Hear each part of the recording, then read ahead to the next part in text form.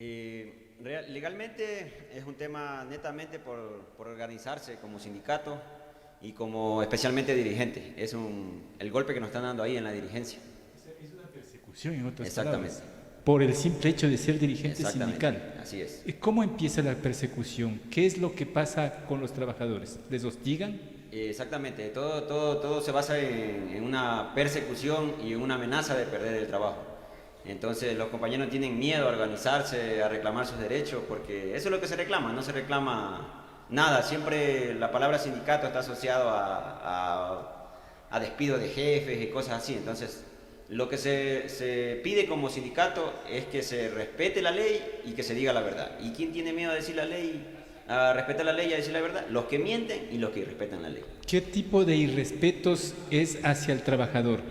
En sí, miren, la falta de... Uno de los problemas que tenemos en Arca Continental es la falta de personal por hacer reducción de gastos en beneficio de la empresa.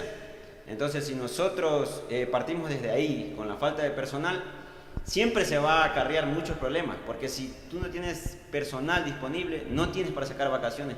Los compañeros tienen hasta 4 o 5 años, la mayoría, vacaciones. Sin vacaciones. Sin vacaciones. Pero no les pagan por esas vacaciones. No se paga, no se les da libertad de elegir, no se hace un cronograma donde diga, ve, tal día vas a salir. Entonces, la falta de personal es una de las causas principales que acarrea, como le digo, vacaciones. Si es que alguien tiene una cita médica, que por ley se debe dar permiso, Claro. no hay para cubrir el puesto. Y si se le da de manera obligatoria, a regañadientes, y los otros compañeros que no hay ayuda en esa área tienen que realmente hacer el doble de trabajo porque no está el compañero y no hay una persona para que se lo O sea, entiendo a propósito de la salud que si hay un certificado médico de reposo tampoco la respetan. Tampoco. Hay que estar ahí dándole, y si se da pequeños lapsos de tiempo donde uno tiene que andar al apuro y regresar nuevamente al trabajo. Ahora, si hay falta de personal, entendemos que hay demasiada carga laboral para el resto del personal.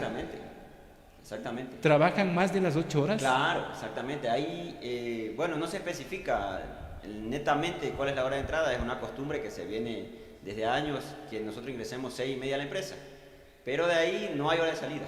Usted puede salir a las 7 de la noche, 10 de la noche, 12 de la noche. Yo he visto compañeros que salen 12 de la noche y al día siguiente 9. Y viven lejos, están a 1 hora, están al sur, viven en No tienen Guayabamba. transporte tampoco. No, a esa hora ya no. Y derecho a la alimentación.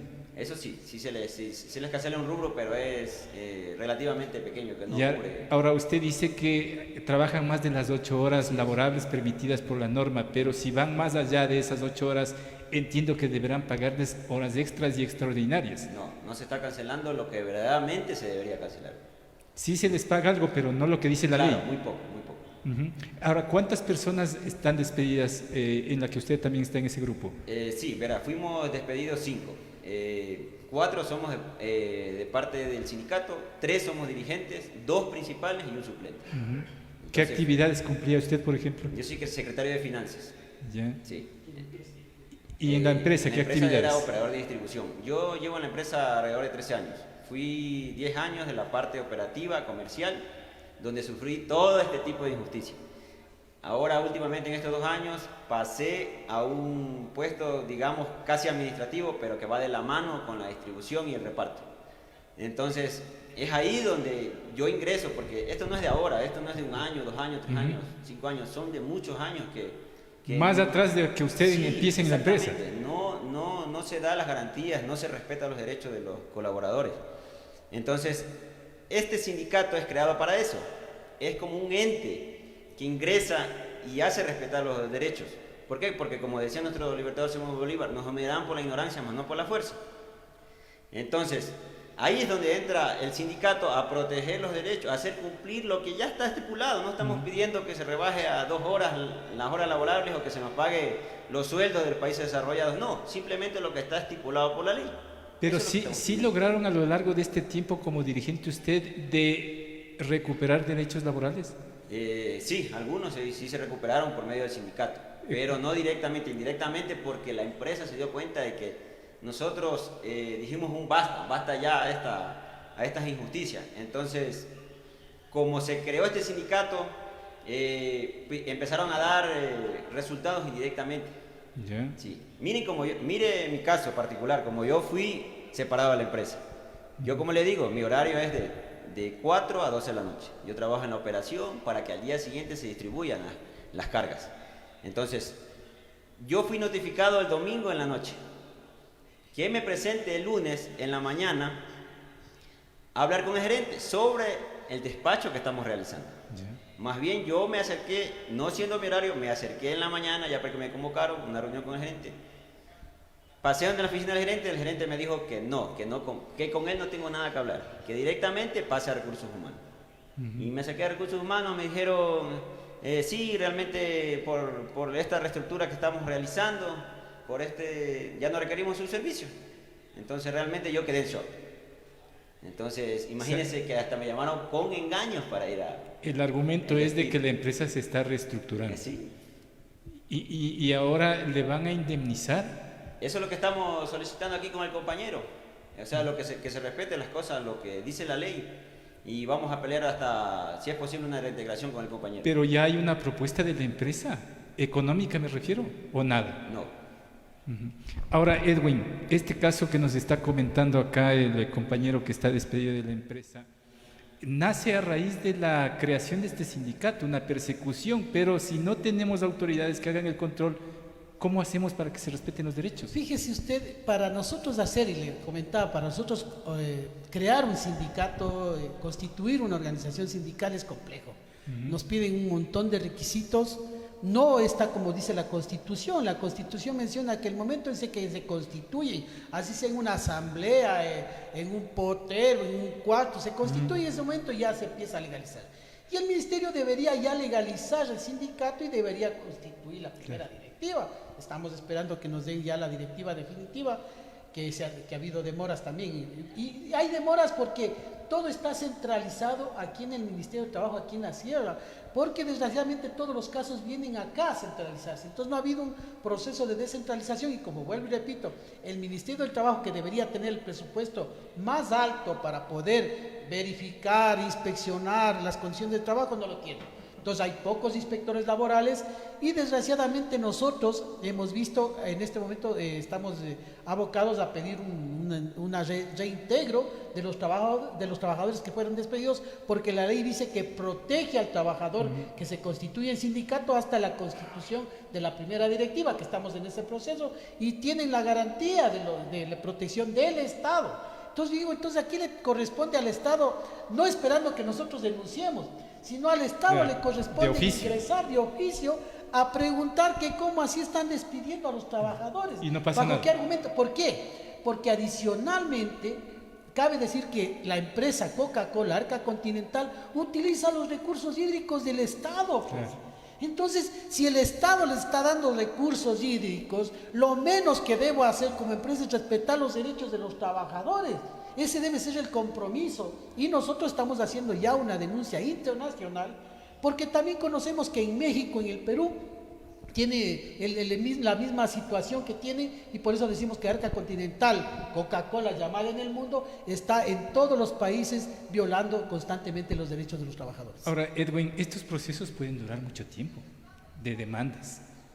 A ver, una cosa sí, hay una desventaja, pero en cambio sí tiene que ver. Ahí nosotros vamos a irnos, como lo hizo los compañeros de Astag, de las bananeras, a irnos a que se respete en las Naciones Unidas, en la OIT, en la OMC, para que haya un sello verde sobre el tema de los derechos fundamentales. Acuérdense que muchas empresas bananeras que no tenían sello verde y que implicaba el derecho laboral, no le compraban. Entonces nosotros vamos a entrar en esa campaña, sea lo que dure el tiempo, pero es necesario arrancar. Porque lo que pasa es que han estado mal acostumbrados a que, como no se les dice nada, siguen violando los derechos de los trabajadores. Ahora, ¿qué va a pasar con los trabajadores que se queden en la empresa? Porque nos acaba de comentar de que hay una persecución permanente. Bueno, nosotros ya está constituido el sindicato, están todavía algunos dirigentes dentro del sindicato, y como digo, estamos peleando el reintegro de los trabajadores y vamos a seguir denunciando. ¿Y aquí le corresponde al Estado, le corresponde a la Fiscalía, le corresponde a los órganos de control del SRI, que vengan y vean cómo está funcionando? Porque usted, imagínese, ¿por qué tiene 3 RUB Arca Continental? ¿A qué se debe? están capaz que están evadiendo impuestos y, como digo, utilizan los recursos hídricos. ¿Bajo qué esquema están utilizando? Entonces hay que ver investigar todo este aspecto para que por lo menos se condicione a la empresa que se respeten los derechos laborales. ¿Qué pasa con otras empresas que también tienen sindicatos y que pueden estar en la misma condición que los trabajadores de Coca-Cola? Bueno, tenemos, y yo ya no tengo empacho en decirlo, a pesar de que muchos compañeros tienen ese temor, pero tenemos las empresas de las Fuerzas Armadas. Una le dije Explocen. Las empresas de las Fuerzas Armadas también son los que respetan. Empresas como Paraíso, que son también transnacionales, son también las que respetan los derechos laborales. Entonces, no es que es la única empresa, son varias, pero ahí viene, como digo nuevamente, que las instituciones del Estado en esta situación de violencia que vivimos también hay, no solo hay una violencia física, sino que hay una violencia de derechos laborales que también de alguna manera tiene su efecto en lo otro, que es la inseguridad física que vivimos los ecuatorianos. En definitiva, ¿estamos en indefensión los trabajadores? Yo diría que todo el pueblo ecuatoriano está en indefensión, y más los pocos que tenemos de alguna manera trabajo, nos vemos abocados a este tipo de violaciones. Es decir, en el país del caos está reinando el más fuerte y las empresas transnacionales tienen el mango por la sartén para violentar los derechos de los trabajadores. En la parte final, por favor, ¿qué mensaje les enviarías a tus compañeros de trabajo? Bueno, que se mantengan unidos todos los compañeros, que vamos a luchar hasta el final más que todo, que este sindicato sea el ente regulativo en esta figura de empleado-empleador, pero con la diferencia de que no tenemos la ayuda del Estado. El empleador, te lo voy a representar en un partido de fútbol. Estamos jugando empleador con empleado. El empleador es 11 jugadores, con el árbitro a favor y la cancha inclinada. Y nosotros somos 7, sin zapatos, sin uniforme. Eso es lo que somos el sindicato. La pelea es desigual y fuerte. Es desigual, pero la pelea se gana peleando. Entonces, a los compañeros que no desmayen, que no sea esto una forma de amedrentar o que se desvanezca esa ganas por ganar esos derechos que ya están constituidos. No necesitamos nada más. Necesitamos que se haga respetar la ley. Y esa es la estrategia de los patronos o ciertos patronos, de que esto lo consideran como una especie de amedrentamiento, como usted dice, que quede como ejemplo para el resto de compañeros que tienen la misma línea. Exactamente. O sea, lo que queremos dar es un precedente donde ya, como vuelvo y le repito, y quiero ser enfático en esto, que sea un basta ya a estos abusos, a estas cosas injustificadas que hace la empresa, y no tenemos una respuesta con el Estado, que nos ampara la Constitución. ¿Quién está por encima de la Constitución? Nadie. ¿Y qué les dirías a las autoridades gubernamentales? Sí, que, como el compañero mismo lo mencionaba, o sea, debemos trabajar a la par, a la mano, porque esos son los gobiernos que se recuerdan, los que pelean por los derechos de los trabajadores. La fuerza laboral es la que mueve la economía en el Ecuador. Entonces, ¿dónde está el respaldo de las autoridades hacia nosotros? No nos dejen solos. Ok.